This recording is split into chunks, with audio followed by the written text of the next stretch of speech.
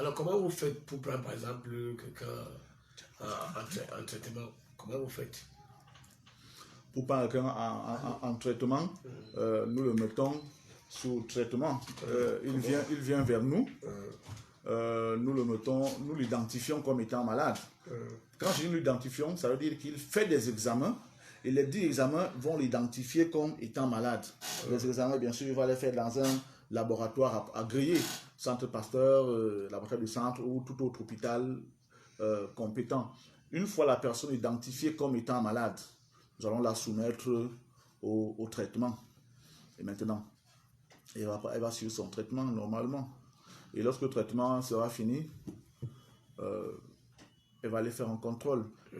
Nous avons accès à des bandelettes que nous pouvons faire sur place, mais le patient a toujours besoin d'aller faire un contrôle indépendant de nous. Et c'est important aussi pour la crédibilité. Justement. Et lorsque les gens reviennent, il peut arriver que ces personnes ne reviennent plus. Quand les gens ont été guéris, ils ne viennent plus.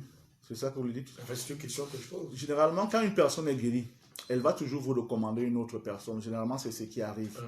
Quand un malade guérit, contrairement à ce qu'on dit, c'est un patient, c'est un client qu'on perd, un malade qui est guéri va un jour ou l'autre recommander quelqu'un vers vous. C'est ce qui fait que l'activité vit toujours. Et la personne malade qui est guérie, il y a au moins une ou deux personnes qui savent que oui, cette personne était malade. Et on va également, eux aussi vont recommander les patients vers vous. Nous avons des contacts avec beaucoup de malades. Mais le plus difficile, c'est ce patient-là qui prend le traitement. Par la suite, ne trouve pas immédiatement entière satisfaction. Je vais expliquer pourquoi. Parce qu'ici, face au VIH, SIDA, aux hépatites, il est question d'une guérison à 100%. Si le traitement que vous donnez n'apporte pas une guérison à 100%, le patient ne sera pas guéri. Si la guérison est à 90%, ne vous gênez pas, le patient ne sera pas guéri. S'il fait un traitement à moitié. Oh, là, il n'y a aucune chance qu'il soit guéri. Alors, il faut que le patient guérisse à 100%. Et quand je dis ça, il faut aussi que je rappelle que les traitements les plus efficaces actuellement en pharmacie, ce sont généralement les antibiotiques, qui ont une efficacité sensible, qui oscille entre 65 et 70%. Vous imaginez que les médicaments les plus efficaces en pharmacie ont une efficacité comprise entre 40 et 70%. Mais ce sont des médicaments qui guérissent. Pourquoi? Parce que ces médicaments viennent juste renforcer l'organisme, viennent aider l'organisme lui-même qui combat, lui-même qui se soigne, lui-même qui se débarrasse de ses maladies. Mais vous voyez donc que la difficulté qui est la nôtre, vous donnez un traitement à quelqu'un et vous avez atteint une guérison, je ne sais pas, de 95%. Sur le point scientifique, c'est phénoménal. Mais le patient, même s'il a récupéré physiquement, aura toujours son test positif. Et tant que le test du patient est positif, il ne va jamais se considérer comme étant guéri. Et à juste titre, voilà pourquoi le traitement doit être bien suivi et les contrôles doivent être bien faits. Il faut vérifier qu'effectivement, le traitement que nous avons pris a produit les résultats escomptés. Le cas échéant, nous ajoutons, si nous sommes à 95%, 70%, 99% de guérison, on va ajouter quelques jours de traitement pour pallier à cette éventualité. Les gens, malheureusement, ne sont pas indulgents envers nous. Parce que quelqu'un va facilement à l'hôpital souffrant d'un paludisme. Il va se soigner une fois, on lui dira ton paludisme n'est pas terminé. Il va encore à l'hôpital se soigner. S'il a un paludisme particulièrement récalcitrant, il ira la troisième fois. Le médecin ne va pas se gêner, il va prescrire d'autres examens. Mais chez nous, les patients estiment que nous n'avons pas le droit de dire au patient que non, attends, ton traitement n'est pas totalement achevé, nous devons encore prendre quelques jours de plus. Non, c'est la science. C'est un organisme humain qu'on soigne. Et chaque organisme a sa radioactivité. Il arrive quand même Est-ce qu'il arrive que les gens décèdent après que vous avez reçu votre traitement? Est-ce que les gens décèdent? Nous avons déjà eu des cas de personnes qui sont décédées, mais nous devons dire que cela date très longtemps parce que maintenant, les gens atteignent difficilement ce stade de... Comment je vais dire ça? Ce stade où la maladie les invalide carrément. Les gens sont de plus en plus conscients de cette maladie et commencent à la combattre bien avant. Donc, on ne voit plus beaucoup de gravataires de sida. Ça existe toujours. D'ailleurs, la semaine passée, j'ai reçu un appel dans ce sens-là. Mais aujourd'hui, les gens meurent de moins en moins de cette maladie. C'est devenu une pandémie, on va vivre avec, on va souffrir avec. Aujourd'hui, les antirétroviraux sont là. Donc, les gens ne viennent pas dans donc, on peut considérer le virus 24 comme un antirétroviral, c'est ça? Pas du tout. Je parle des antirétroviraux prescrits en pharmacie et dans les hôpitaux, que ces médicaments sont venus empêcher cet aspect visible de la maladie. C'est d'ailleurs pour ça qu'aujourd'hui, dans les statistiques, on présente l'Afrique comme le continent qui a le plus de malades de sida. C'est curieux, l'Afrique est toujours présentée comme ça. Oui, mais je vais vous dire que si on fait un rapport, parce que les statistiques sont trompeuses. Regardez un pays comme la Chine. Regardez un pays comme l'Inde. Quand un de ces pays va se comparer au Cameroun, on va dire, non, la Chine a, je ne connais pas la séroprévalence de la Chine, on va dire que ce n'est pas 1% de séropositifs en Chine. Ça, c'est un exemple que je prends. On va dire 1% de séroprévalence en Chine, mais bon Dieu. On va dire, ah, la Chine n'a pas trop de malades. Mais ramenez ça en termes de population humaine. Sortez des statistiques. 1% des Chinois, ça fait combien de personnes? Ça fait des centaines de millions de personnes. 11% des séropositifs camerounais, étant donné que nous sommes à 25 millions approximativement, ce n'est pas beaucoup de personnes. Alors, allez en France, allez au Canada, c'est des populations c'est des peuples qui ont une grande population. Alors, on ne vous dira pas qu'il y a 10 millions de séropositifs. On va ramener cela en pourcentage pour que cela semble beau, pour que cela paraisse beau. Et on va maintenant dire en Afrique, il y a tel pourcentage de malades, ou alors il y a telle séroprévalence, ignorant que nous avons des populations qui ne sont pas si importantes que les leurs. C'est pour dire quoi? C'est pour dire que les malades, il y en a partout. Je m'inscris en faux par rapport au fait que l'Afrique regorge le plus de ces maladies. J'ai d'ailleurs suivi un documentaire qui fait état de ce que ces virus avaient été identifiés à l'est du Cameroun et en RDC, en parlant des origines du VIH. Moi, ces choses m'amusent toujours. Parce que moi, je m'inscris en faux, tout cela. Aujourd'hui, nous sommes là, avec le virus 24, pour dire nous avons un problème. Le monde a un problème, l'Afrique a un problème, le Cameroun a un problème. Qu'est-ce qu'il faut faire? Nous avons une solution. Est-ce que nous devons la ranger dans les tiroirs? Je ne pense pas. Nous devons la partager, nous devons la faire connaître. Je suis conscient que c'est grave de dire que oui, on soigne le sida. Je suis conscient que c'est grave. Parce qu'il y a des gens qui viendront, vous diront, mais monsieur, si je prends votre traitement, vous êtes certain que ça va aller? Mais c'est la science. C'est un médicament qui gagnerait à être soutenu. C'est ce que nous voulions à travers notre participation au SAGO. Imaginez-vous que les plantes qui entrent dans la conception du virus 24 soient cultivées par nous-mêmes. Si nous les cultivions, nous allions avoir un suivi meilleur et un temps approprié de cueillette. Si nous les transformions et avons des centres réfrigérés, on cueille une fois et on met dans les endroits réfrigérés pour qu'il n'y ait pas de perte d'éléments et qu'on les transforme sous azote liquide à moins 196 degrés. Dans les cryobroyeurs, on obtiendrait un médicament, on obtiendrait en fait la plante totale donnée aux patients. Mais ceci nécessite beaucoup de moyens. Aujourd'hui, qu'est-ce que nous faisons? Nous déshydratons les plantes à sensiblement 30 degrés Celsius.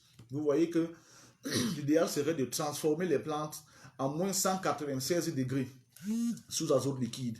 Mais que maintenant, nous les transformons plutôt à 30 degrés. Vous voyez que forcément, cela va avec un certain nombre de pertes. Nous les créons pas à maturité parfaite, pas au temps approprié. En fait, les règles de l'art ne sont pas encore ce qu'elles doivent être. Nous sommes partis de loin. Nous avions un produit qui n'était pas expédiable. Aujourd'hui, ça s'expédie, ça se conserve bien, ça se prend bien, mais nous devons encore aller au cran du dessus. Nous sommes en train de travailler sur les emballages, le conditionnement. Nous sommes en train de travailler sur l'acquisition de cette géluleuse pour bientôt donner plutôt les gélules à nos patients. Mais on atteindra l'impact voulu, l'impact souhaité que lorsque certaines personnes moi je pense ici à ceux qui nous dirigent, à ceux qui nous gouvernent, aux bonnes volontés, voudront bien s'approprier ce travail pour le hisser au sommet, Dimitri. Ce souvent, on peut imaginer que vous l'êtes déjà, puisque vous êtes comme un homme accompli. On vous voit vous aborder le sujet avec audace, avec courage, ce qui n'était pas le cas au départ. Quels sont vos rapports aujourd'hui avec les autorités? Est-ce que l'actuel ministre de la Santé, vous l'avez déjà rencontré? Est-ce que vous avez revu les responsables du ministère de la Recherche scientifique? Est-ce que vous êtes dans la fondation Chantal Biya? Vous savez les références et tout ça. Ces institutions quand même agréées ou ces officiels pour démontrer que vous avez fait le chemin. J'aborde ce sujet avec confiance et sérénité parce que je fais confiance à mon pays. Généralement, on dit des choses. Si vous avez une solution contre le sida, vous risquez ci, vous risquez ça. Mais ce n'est pas le courage. C'est vrai que si l'obstacle est devant nous, certainement on aura peur. Mais pour l'instant, nous faisons confiance à notre pays et nous estimons que nous devons convaincre. Nous devons encore convaincre. Tant que nos dirigeants ne seront pas convaincus, ils n'accorderont pas l'intérêt qui est dû à ce travail. Et c'est ce que nous faisons ici. Nous essayons de convaincre, nous essayons de vulgariser ce travail. Ce n'est pas faute de l'avoir déjà fait par le passé. Il me souvient que nous avons depuis 2001, à l'époque du ministre de la Recherche scientifique, le professeur Romain Lind, à l'actuel ministre Dr Tchouenté, tous ont reçu nos courriers. Tous ont reçu des demandes de notre part. Nous avons, je me souviens une fois, été reçus par le ministre Zachary Pélevet, qui était encore à la santé, à la recherche scientifique à cette époque. Nous avons été reçus par le docteur Zeken, qui était à l'époque directeur de l'IMPM, l'Institut médical d'études des plantes médicinales. Parce que nous devions alors faire une conférence pour exposer la scientificité de ce que nous faisons.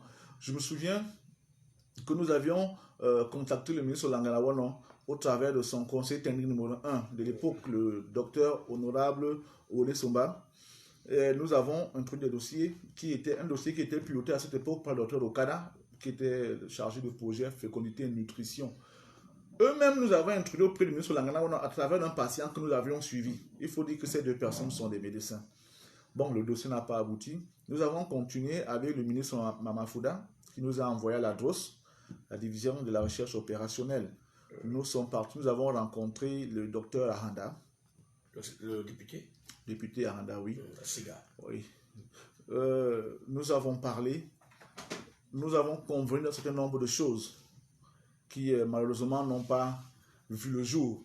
Ce n'est pas faute d'avoir essayé. Je me souviens que nous avions saisi la première dame et le chef de l'État qui nous avait à l'époque alors envoyé au CIRCB, le centre de référence, le Centre international de référence Chantal Biya, dirigé à l'époque par le professeur Fouda, qui nous avait personnellement reçus. Nous sommes partis avec nos patients, 5 patients à l'époque, donnant le médicament. Eux, ils faisaient des examens. Et il me souvient encore que l'un des patients avait déjà eu une charge virale hyper indétectable à moins de 18 jours. Bon, c'est pas aller plus loin que ça. Je me souviens que nous avons été appelés à l'IMPM où il fallait faire savoir ce que nous faisons. Nous sommes partis, on trouvait beaucoup de personnes ce jour-là qui disaient être capables également de soigner le sida, les hépatites. Mais aujourd'hui, beaucoup de ces personnes sont portées disparues. Mais nous sommes toujours là. Nous maintenons, nous affirmons mordicus que nous faisons ce que nous disons. Ça ne veut pas dire qu'on ne rencontre pas de difficultés. Il y a des patients particuliers, nous l'avons dit, nous le dirons toujours, pour qui il faut insister pour qu'ils soient guéris. Eu égard aux faiblesses du médicament sous sa forme actuelle, sous sa transformation actuelle, sous sa cueillette actuelle. Donc, c'est pour ça que la recherche coûte cher, Dimitri. Parce qu'il faut beaucoup investir pour avoir un produit de qualité. Mais nous n'en sommes pas loin. Quand vous disiez, si nous ne sommes pas bien, nous, c'est autre chose. Mais notre objectif, c'est d'atteindre le maximum de patients. Et dans ce sens-là, nous n'avons encore rien fait. C'est une goutte d'eau dans un océan. Très peu de patients atteints sur des millions de patients de par le monde. Nous ne sommes pas seulement appelés à soigner les patients du Cameroun ou d'Afrique. Les seuls expatriés que nous avions suivis c'est ceux qui étaient présents au Cameroun. Je n'ai pas encore reçu un patient occidental, un blanc, pour parler comme ça. Un homme de couleur. Ça, un homme de couleur, dit qu'on ne parvient pas encore à leur convaincre. Ceux qui nous avons reçus l'ont pris à travers, étant habitants au Cameroun. Lorsque nous expédions le médicament hors de nos frontières, en Europe ou en Amérique ou en Asie, c'est généralement les Camerounais qui le commandent. Si ce ne sont pas les Camerounais, ce sont les Ivoiriens, les Burkinabés, le Bénin, bref, les pays de l'Afrique francophone. Donc, on n'a pas encore vraiment atteint les objectifs de ce côté-là que nous nous sommes fixés, à savoir rendre le Viloxine 24 accessible au monde. Pas au Cameroun, au monde. Pas à l'Afrique, au monde. Parce qu'aujourd'hui, le monde est ce qu'on dit souvent, ce qu'on dit un village planétaire. Peut-être que vous arriverez, hein? Nous y arriverons. Dieu veille. D'accord. 6 94 57 35 95. On sait que pour des questions de foi, vous êtes inébranlable. Hein? 6 94 57 35 95. 6 94 57 35 95 pour échanger avec notre invité, le temps de faire un clin d'œil à nos partenaires et pour revenir boucler l'émission. Serge V assure toujours la mise en ordre ce matin. D'ailleurs, Serge qui se charge souvent de reproduire parfois, de répondre aux auditeurs qui demandent souvent le numéro de Sebengui. Est-ce qu'on peut avoir le numéro de ce monsieur? Serge V, c'est vous qui répondez souvent aux questions des auditeurs et vous leur donnerez encore aujourd'hui la possibilité d'avoir ce numéro de téléphone. On en parle pour la suite de l'émission. À tout de suite. C'est lui qui les gars. Tu l'as reçu. Il a appelé. Il dit quoi? C'est l'oncle. Monsieur quoi? À vos proches au Cameroun et partout dans le monde. Grâce à Western Union, Small World, Sigui, MoneyGram, RIA, Money Transfer, Money Trans, World Remit, Paytop, rapidité, efficacité, fiabilité. Dimitri, on demande que tu élèves le ton, s'il te plaît. Parce que le téléphone n'est pas avec moi.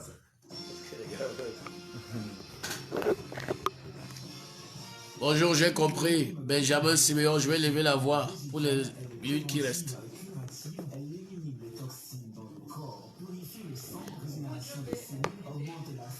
Si vous avez des questions, vous pouvez les poser. Nous y apporterons certainement des éléments de réponse. Aucune question n'est tabou. Une petite pause avant de continuer.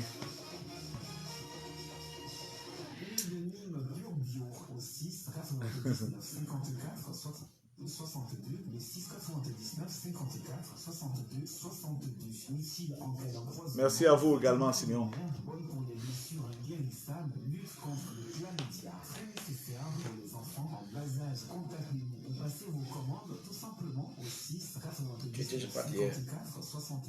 Merci, gars. Tu avais quoi? C'est comme s'il intéresse sa nouvelle maison. Non, je ne sais pas.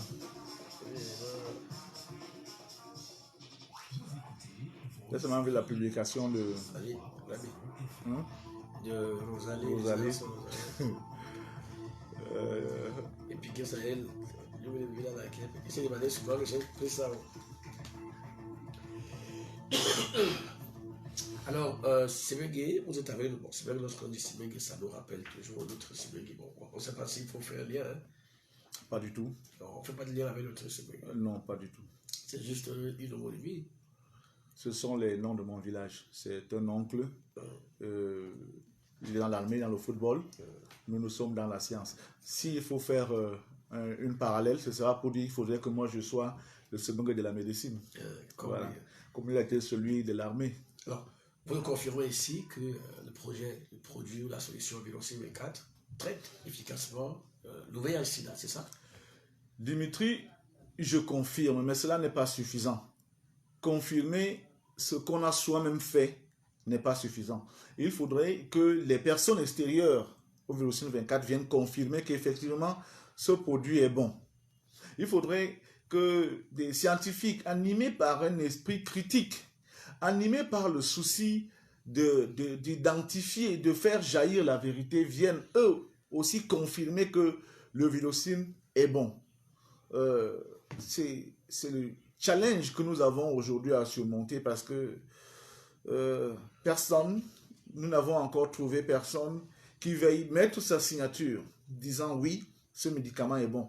Ce n'est pas parce que les gens qui ont la parole en termes de science n'ont pas encore vu le Vélocine 24 à l'œuvre ou peut-être au travers d'un de leurs qui a pris ce médicament, et j'en connais, mais non, beaucoup connaissent que le Vélocine 24 est bon, mais personne ne veut officiellement s'engager, prendre une position, je vais dire, contraire à celle de l'OMS.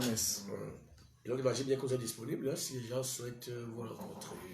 Les gens nous rencontrent tous les jours, Dimitri. Les gens viennent à nous, nous avons cette opportunité d'avoir un compte Facebook qui est à notre nom. Nous avons le Vélocine 24 sur le net et les gens viennent régulièrement nous rencontrer. Les gens viennent nous rencontrer. Ce n'est pas difficile. Les gens peuvent nous chercher sur le net. C'est même que si réunis, ce n'est pas compliqué. Les gens ont accès à nos numéros de téléphone. Sur le net, nous appellent, nous répondons. Ce numéro, pour avoir, par exemple, ce numéro-là 77 6 77 48 79 34. Ça, c'est le numéro, l'un des numéros. 6 77 48 79 34. L'autre numéro, c'est le 6 96 03 62 22. 6 96 03 62 22. Ils peuvent également chercher Vélocine 24 sur Facebook. Ils peuvent chercher Océan Labo sur Facebook. Ils peuvent chercher Semen aussi Rémi sur Facebook, Dimitri. Ça existe, nous le faisons depuis. Il faut que les gens aient suffisamment confiance à ce qui se fait chez nous. Ce n'est pas pour dire qu'il faut rejeter le reste, mais il faut accorder beaucoup d'intérêt à ce qui se fait au Cameroun. Nous allons retourner à la médecine par les plantes. Si les gens lisent la Bible comme moi et qu'ils partent lire Apocalypse 22, je crois le verset 2, ils vont se rendre compte qu'à la fin des temps, pour ceux qui sont chrétiens, qu'on va se soigner à ce moment-là à travers les plantes. Et là, on doit faire confiance à votre projet. Il faut faire confiance à notre projet, mais pas une confiance aveugle, une confiance raisonnée, une confiance animée par un esprit critique. On prône la vérification avant l'acceptation. On prône la vérification avant toute réfutation. Je voudrais, avec ta permission, répondre à Clara qui s'impatiente à 70 ans. 70 ans, ce n'est pas trop vieux comme on le pense. 70 ans, elle peut prendre le traitement, le Vélocine 24 sans problème. Le Vélocine 24 est sans effet secondaire particulièrement gênant. Les seuls effets que nous avons, c'est qu'on urine beaucoup, on transpire, si on fait un effort, on rôte et on peut faire des gaz. En fait, on rejette le surplus d'oxygène et le surplus d'eau. Donc, même si la patiente a 70 ans, elle aura une posologie adaptée à son âge, adaptée à son poids, à sa condition physique. Et physiquement, rapidement, cela va très vite aller. J'arrive en retard, nous dit Benjamin Siméon, le Vélocine 24 débarrasse le virus d'un patient à partir de combien d'années? Voilà. Combien de temps est-ce que le Vélocine 24 agit? La moyenne du traitement, c'est 36 jours. Pour certains cas, on va à 50 jours. Pour certains cas récalcitrants, on arrive à 60 jours. Donc, nous sommes à tout casser dans 2 mois de traitement. Comment est-ce qu'on fait pour arriver à 36 jours de traitement? On prend 100 patients à qui on a soumis à des protocoles variés. Alors, on se rend compte qu'au bout de 36 jours, la majorité des patients ont été guéris. Alors, on dit 36 jours, c'est la moyenne du traitement. Pour certains, voilà pourquoi on commence à faire des contrôles bien avant. Pour certains cas, on peut aller au-delà, mais le contrôle va venir confirmer que le patient, effectivement, est guéri. Tu me suis? C'est ça. Donc, le patient n'aura qu'une seule chose à faire, bien suivre le traitement. bien prendre le traitement. Benjamin, si votre patient est au pays, en Guinée équatoriale, c'est juste à côté. Le patient devra juste bien suivre son traitement. Nous sommes à côté, nous sommes au Cameroun, nous ne sommes pas loin de la Guinée équatoriale. Donc, nous sommes disponibles. Le traitement est efficace, Dimitri. Le traitement doit susciter un engouement de ceux qui nous dirigent. Logiquement, on devrait, après une émission comme celle-ci, m'appeler et me dire jeune homme, venez confirmer vos dires ici. Voilà le laboratoire, on le met. De quoi avez-vous besoin pour faire ce que vous avez dit que vous pouvez faire? Encore que nous ne demandons pas de l'argent aux gens. Pas du tout. Même à notre pays, nous ne demandons pas de l'argent. Vous êtes juste l'assistant, l'accompagnement. Oui, des facilités pour donner un médicament approprié. J'ai envie de vous dire que le Vylocine 24 des antirétroviraux, c'est le jour et la nuit. C'est le jour et la nuit. J'ai aussi envie de dire Vous parlez comme au Cameroun, le jour et la nuit. Oui, les Camerounais me comprendront. J'ai aussi envie de dire que le fait qu'il y ait les antirétroviraux n'empêche pas qu'il y ait le Vylocine 24. Le fait qu'on trouve un médicament demain après-demain, occidental, américain ou chinois, contre le sida, les hépatites, l'herpès, ça ne voudrait pas dire qu'il ne faudrait pas qu'il y ait un autre médicament sur le marché. Il faut une variété. Il faut une variété. Notre médicament ne fait concurrence à aucun médicament, autre médicament. Notre médicament, c'est la santé humaine. Notre médicament, c'est la médecine autrement. Généralement, la médecine a une façon de réfléchir. Les virus sont des protéines. Pour combattre les protéines, on va chercher des molécules protéiques pour aller combattre ces protéines parce que ces molécules pourront s'agencer certainement ensemble étant toutes de la même nature. Mais nous n'avons pas fait cela. Nous n'avons pas cherché à identifier un type particulier de VIH ou d'hépatite. Non, nous avons pris les virus dans leur globalité et nous avons dit, si on vous soumet à l'oxygène, vous serez détruit. C'est comme aujourd'hui, si quelqu'un vous veut dire, quel est le moyen de destruction universelle des molécules, des microbes? C'est le javel.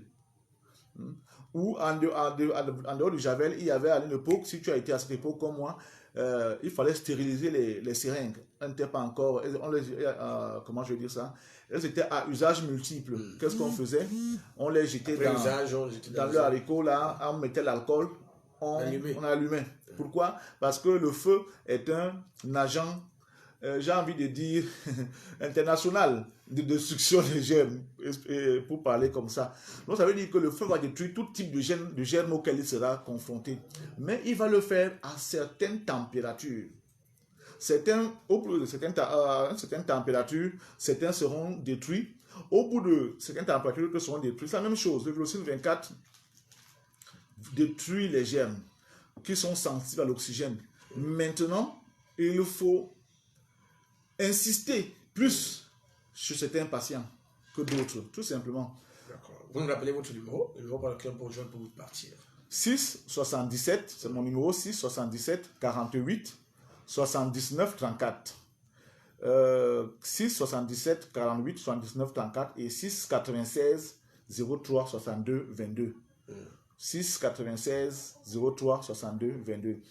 Merci à toi Benjamin, merci et bonjour à toi Minette. Merci pour ton soutien constant parce que tu es parmi ces personnes-là qui ne manquent jamais de partager, de liker nos publications. Merci, merci, merci. Madame, monsieur, merci de nous avoir suivis sur le programme Altitude Voice Radio. La fréquence est 103.0. C'est tous les jours, de lundi à mardi, entre 9h et 10h. Si vous aussi voulez être sur ce plateau, vous voulez partager avec nous vos exploits, vos espoirs ou vos déboires, ou encore que vous êtes porteur de projets, d'idées, d'initiatives, de concepts, vous entrez en contact avec nous au 6 94 57 35 95. Pour 6 94 57 35 95. Si vous êtes hors du pays, vous précédez ce numéro du 237 qui est l'indicatif du Cameroun. Monsieur Sylvain, merci d'être venu. Merci à vous, merci à Clara, à tout le monde qui nous a écoutés, qui nous a suivis. Nous sommes disponibles en tout temps. On peut nous joindre en tout temps. Nous allons faire de ce travail. Nous avons fait de ce travail notre cheval de bataille. Et Dieu étant au contrôle, nous arriverons à bon port. Nous vous remercions d'ailleurs avec la suite qui est avec vous dans ce studio. Serge, merci pour la production et la mise en œuvre de ce programme. Monsieur Dimitri Abba, bonjour. Bonjour à tous et merci.